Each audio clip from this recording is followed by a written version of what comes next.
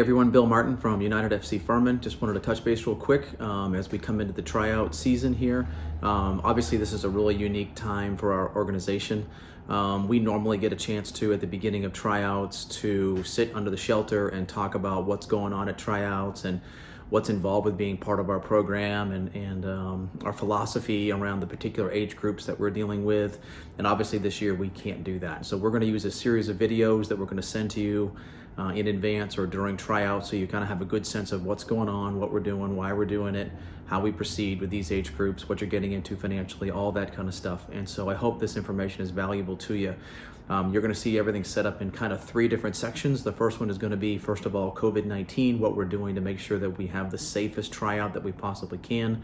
Obviously, there is risk with interacting socially with each other right now. We want to make sure that we do everything that we can to reduce those risks. So we'll talk about that first. Second, we'll talk about the particular age group and what we're doing in those age groups. Our philosophy is a little different as kids progress and grow and age in our program. We'll talk about those different age group philosophies, and then we'll talk about the finances that are involved with the particular age groups that you're getting involved with. So I hope that information is valuable to you, and we certainly will make sure we put a big effort into getting all the information out to you guys that we possibly can. If you have any questions, you could certainly reach out to me. I'm going to make sure that my email and phone number is listed in the description of the video, and any of the program directors also could help you. So hope this is valuable to you, and be a little bit of time, but I think it'll be worth it to you. So thanks very much.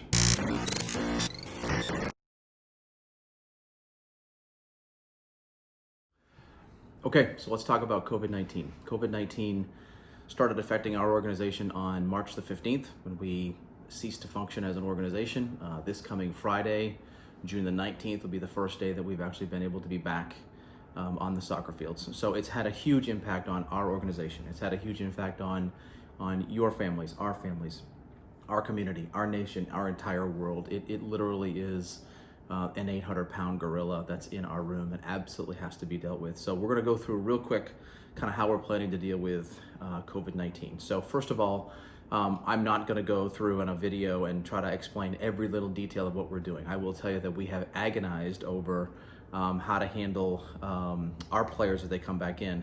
There are perspectives around COVID-19 that range from incredibly conservative to incredibly aggressive. Very, very concerned, this is the most important health issue that we have in our lifetimes, to this is a conspiracy theory. And everybody falls kind of in that spectrum, obviously somewhere between those incredible extremes.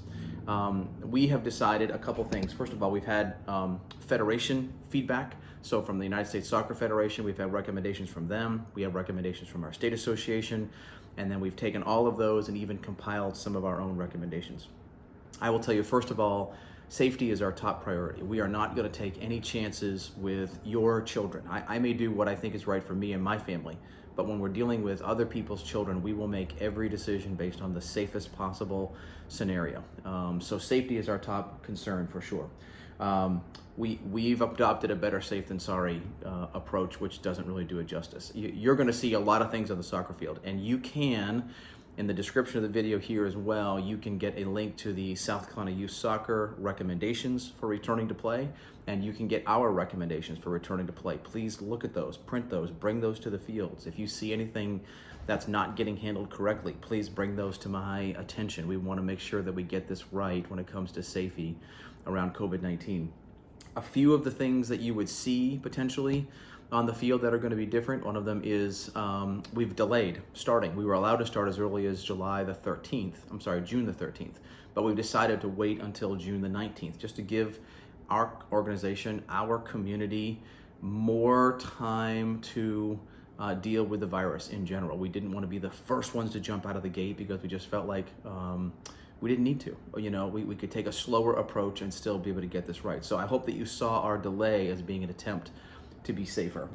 You're going to see everyone wearing PPE, so personal protective equipment. Masks and gloves are going to be worn by all the staff, all the volunteers, all the coaches, all the time. And so if you see somebody not taking those precautions, please let us know. But we've made a huge effort to make sure everybody is taking care of that. The amount of time that we're on the soccer field is going to be reduced. So each session should not exceed an hour at the most of actual playing time. We may get on the field, we may talk, we may organize, but from a start to finish, physical exertion time, we think about an hour is about the extent of what we want to see the kids doing. That's, again, recommendations that are coming to us. And then enormous efforts into social distancing. So just a very few number of kids on the field at one time, field separated. We can't play big soccer. 5v5 is the biggest that you're going to see out there. And so keeping our lines spread out, keeping the kids spread out, not having a lot of kids on the soccer field at one time. We don't have 2, 3, 4 age groups coming at the same time where there are hundreds of kids in this park. The numbers should look small and should be small. So those are just a few of the things that you're going to see. And again, I'm not going to list every little item that we've gone through, but those would be the conspicuous things that you would see. State recommendations, our recommendations, all going to be listed in the description on the video here as well. So we hope that you can take a minute and look through those.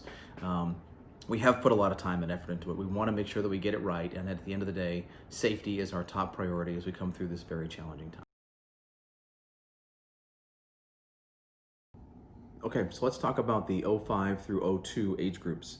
These age groups in our program are really the pinnacle of the competitive side of our programming. These are kids that are highly competitive. They play in regional leagues, statewide leagues, district leagues, depending on their level. But this really is sort of the top of our groupings when it comes to competitive youth sports.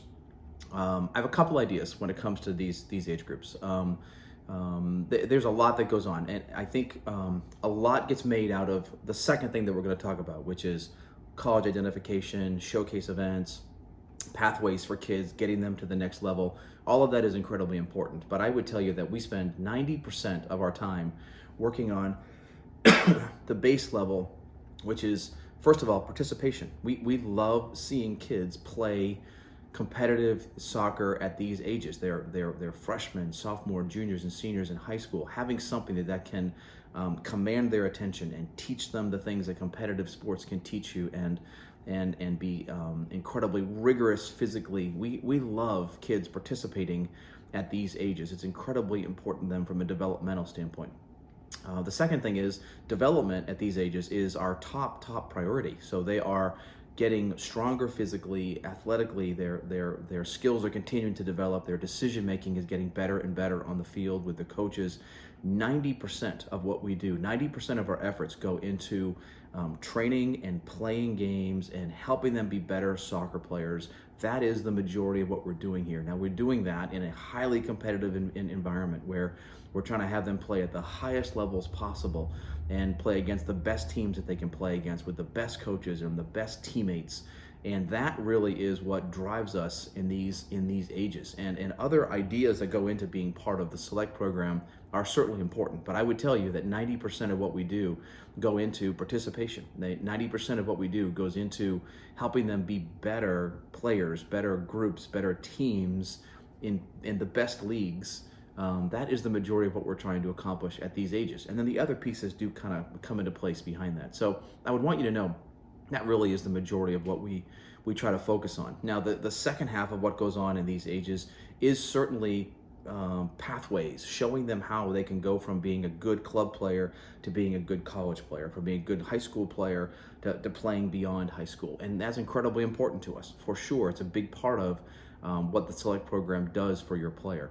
I have a few ideas of ways that we do that. The first one, obviously, is helping them be the best player that they can be. They have to be technically, tactically sound, physically prepared to go to another level. And like I said a minute ago, 90% of what we do goes into player preparation. We just want them to be the best player that they can be. The training, the games, the coaches, all of that drives that direction.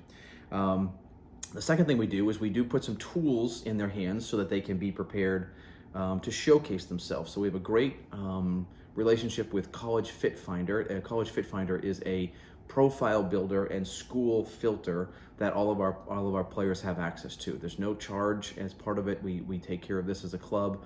And so what you do is you go in and you build, first of all, a player profile, my name, my address, my GPA, transcript, some player video gets built in there.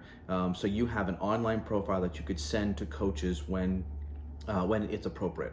The second piece that does is it also helps them find schools. They can build a profile, they can create a preference list, and the program will help them find hundreds of schools that could potentially be a match for them. I talk to a lot of kids about where they want to go beyond high school, and I ask them, where do you want to go to school? And they always have two or three kind of ideas. Well, I want to go here, I want to go there, and I'll plug their information into College Fit Finder, and it will kick out hundreds of options that could be a good match for them, schools that these kids would have never known anything about.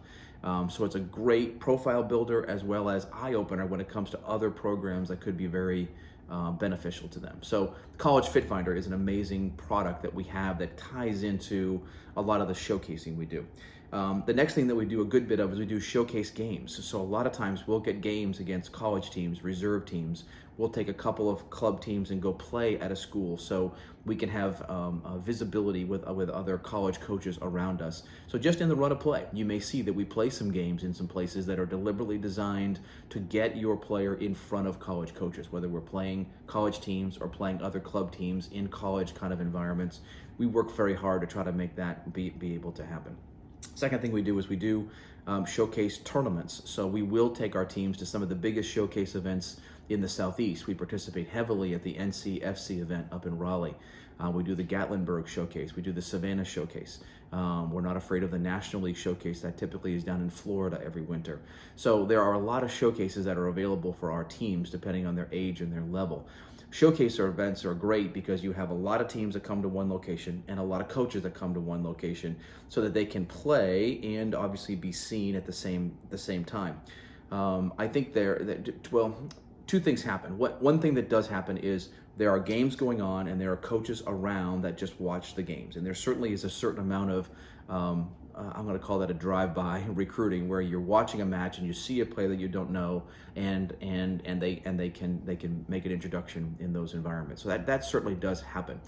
The bigger part of what happens is coaches know what teams are going to be there, and teams know what coaches are going to be there. So what'll happen is our players with a College Fit Finder profile will reach out to a coach and say, hey coach, I see that you're going to be at the NCFC Showcase, and I'm going to be there that weekend as well. On Saturday I'm playing at 10 o'clock. I'd love to have you come watch me play. And a lot of that does go on. So that coach and that player and that team can be in the same time in the same place. And it's very easy to coordinate it because, again, there are hundreds of coaches there and there are hundreds of teams that are there. And so those showcase environments can be very valuable to us. Our elite teams play in the biggest showcases that they can qualify for, but then we also have a number of other showcases that we do, like I mentioned before. So showcase events are very important to us, especially as the kids start to get a little bit older. And then the final thing is we do host an identification event between us and HFC. HFC is the Highland Football Club up in Asheville, and HFC and us went in together last year for an ID event. We had about 30-something coaches that participated there, and we had players commit from that weekend where we have just our players and HFC players there. And we invite coaches that we know and we have good relationships with, and they come in and they know that they're just there to see United FC Furman players and HFC players. And that is a great event because it's a little smaller, it's a little bit more intimate. The level of access that the kids have to the coaches is significantly higher. And so instead of being in a big event where there are hundreds of teams and hundreds of coaches, it's a little smaller event that's really focused on just our players. And that was really successful for us last year. We are excited about doing that event again this year. That typically is Martin Luther King weekend, and so that typically is that Saturday, Sunday kind of weekend there, and really good event for us as well. So between showcase games, showcase tournaments, identification events, being able to provide College Fit Finder for our players, we do have a lot of tools that we're very deliberate about putting into place.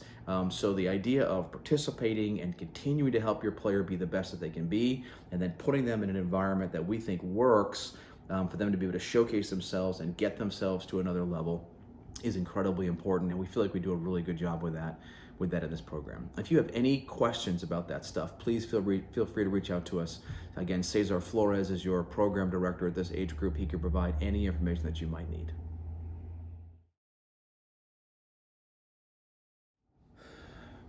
Okay, so let's talk about the finances involved with the 02 to 05 age groups.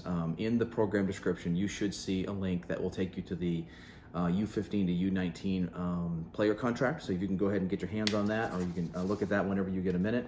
I'm not going to go through this and read every single section to you. The first section is just kind of some basic introductory information. On the first page, you've got two sections, a section on player expectations and a section on parent expectations.